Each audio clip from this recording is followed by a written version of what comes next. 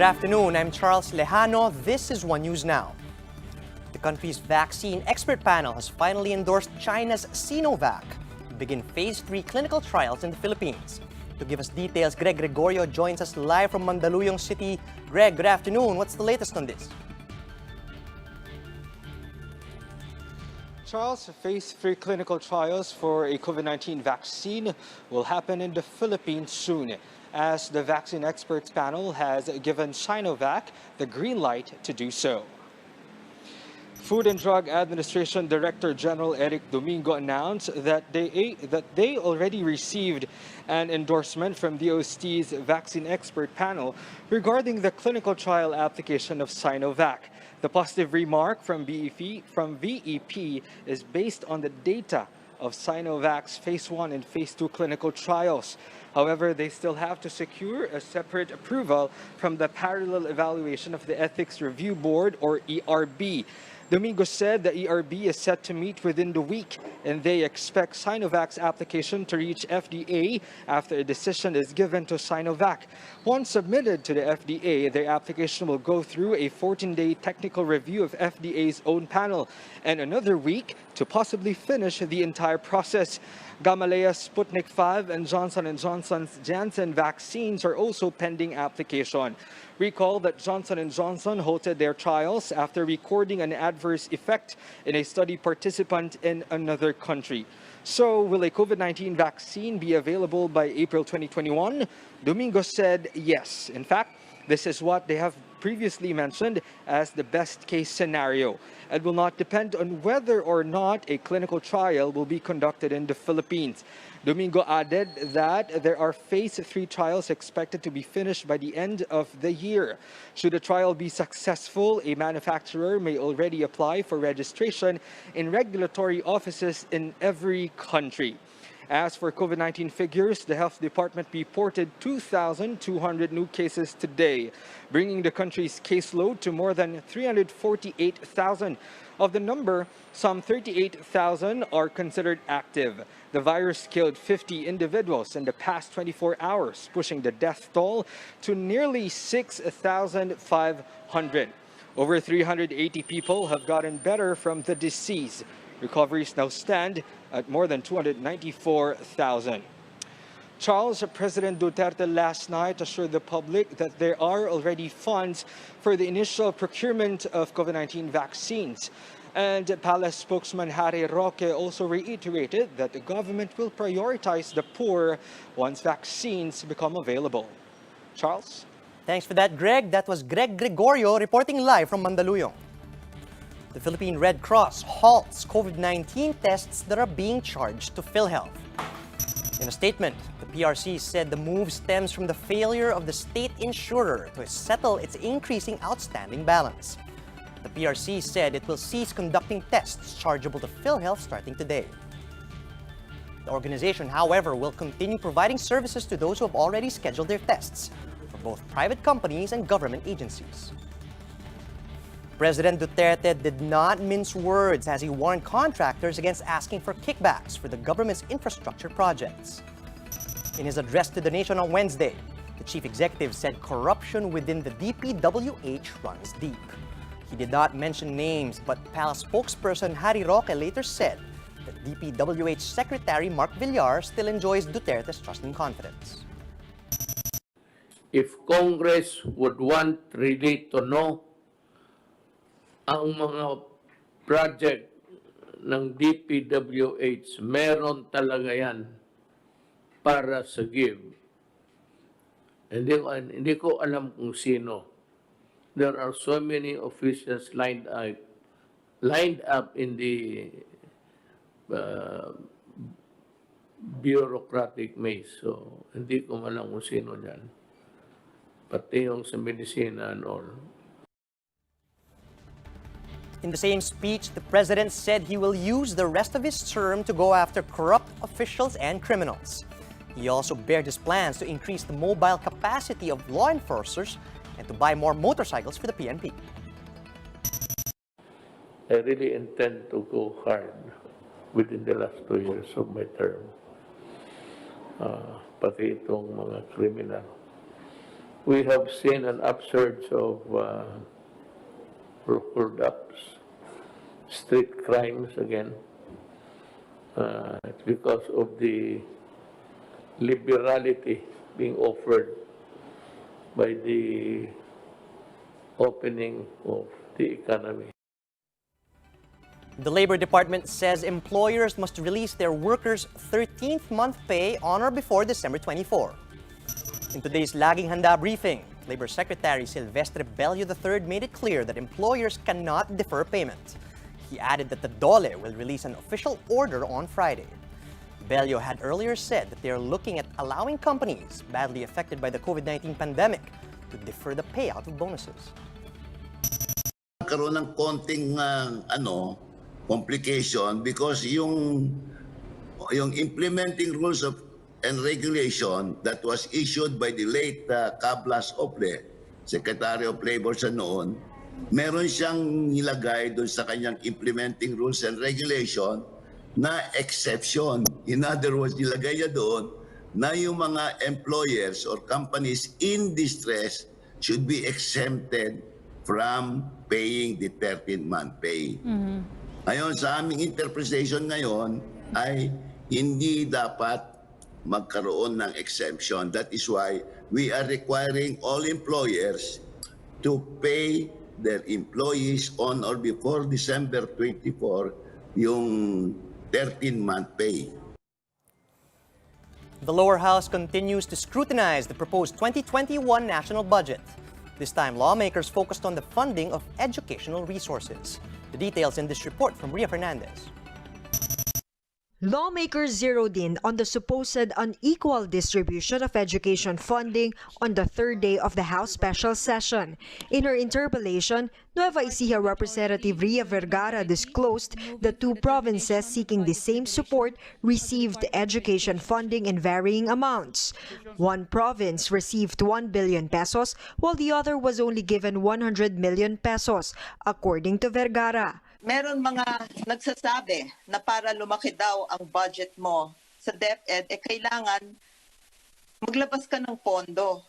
Sa loob-loob ko, that's corrupt. And I want to make sure that the DepEd, if this is happening, dapat they're aware that there's someone else controlling their funds, that there's a syndicate is operating below the secretaries. Tignan nila kung paano yung allocation at kung meron ba talagang sindikatong nag-ooperate. In response, Negros Oriental Representative Jocelyn Lim Caichong, the sponsor of the Education Department's budget, said they will look into the matter.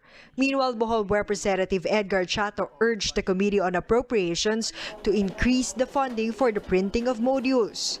Chato noted that such materials are important for students who don't have access to the internet under the blended learning setup. The lawmakers said only 20 billion pesos was initially allocated for the project, just half of what is actually needed. During the committee hearing of the budget of DepEd, I raised serious concerns about the answer of our DepEd officials that the remaining funds needed for the printing modules will have to be generated from the Special Education Fund, number one, and the Brigada Escuela. It could be supplementary, but not really a primary source. When asked if the DepEd will recall the modules with errors, Lim Caichong said teachers have opted to issue errata to students instead. The lawmaker explained that the modules will be obsolete in the future as the agency eyes full online classes. There will be no recall, but teachers will communicate errata with the learners. And we are reducing reliance on modules in the future because we know that they are expensive as well and harmful to the environment. Pero sa ngayon, that's the pinaka-practical, sabihin natin, and most conservative approach. Despite this, she insisted that all broadcast materials being released by the DepEd go through quality check. For News 5, Ria Fernandez, We Are One News. We'll have more stories after this short break. Stay with us.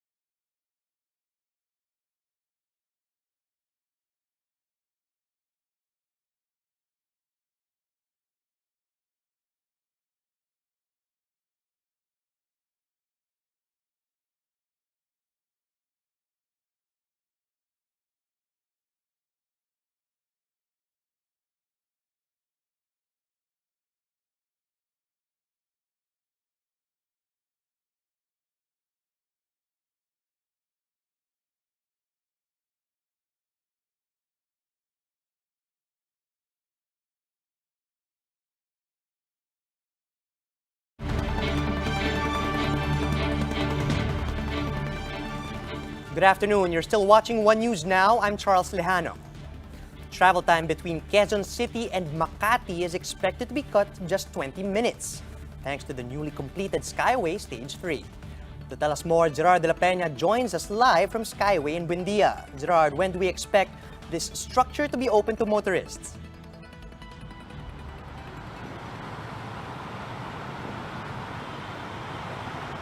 Charles, the Department of Public Works and Highways, or the DPWH, is confident that the Skyway Stage 3 project will be open to motorists by December. Well, just earlier this afternoon, DPWH officials held a ceremony called Closing the Loop, and Secretary Mark Villar poured a cement at the parapet wall.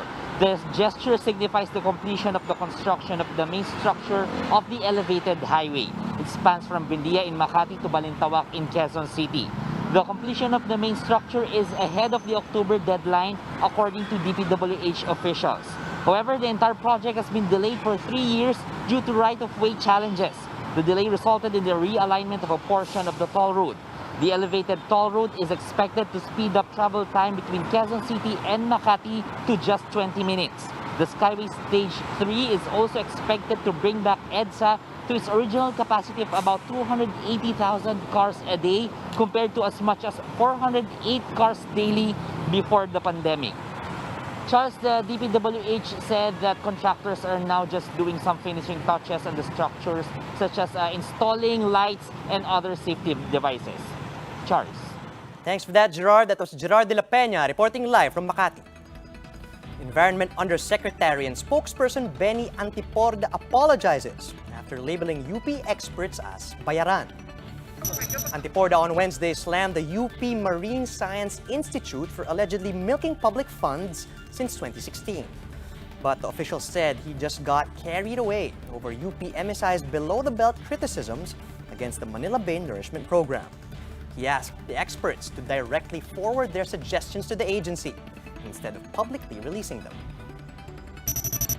I apologize doon sa aking pagmamalabis, sa aking pagsasalita ng medyo naging general siya eh.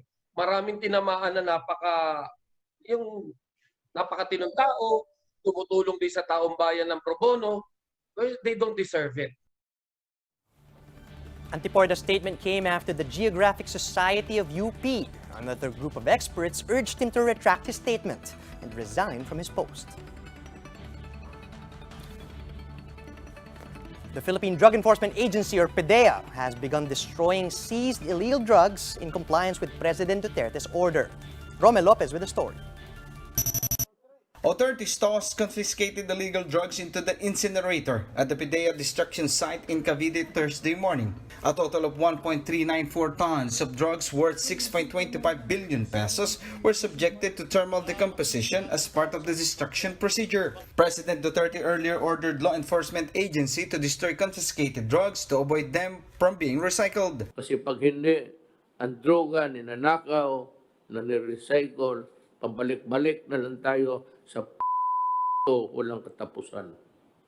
So, this has to end.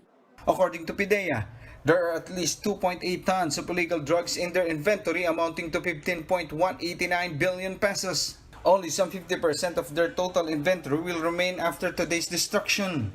Ang ganda dahil unang-una, wala ka ng inventory. Ubus ng inventory mo sa laboratory, evidence room mo eh. Ang kahulugan, sabi nga ni Presidente, hindi mag-iisip ang tao na nare-recycle. So, we intend to come up with a zero inventory. Villanueva was quick to rule out the possibility of recycling evidence of illegal substance within the agency. Recycling will come dun sa kalsada. Sa kalsada pwede yan.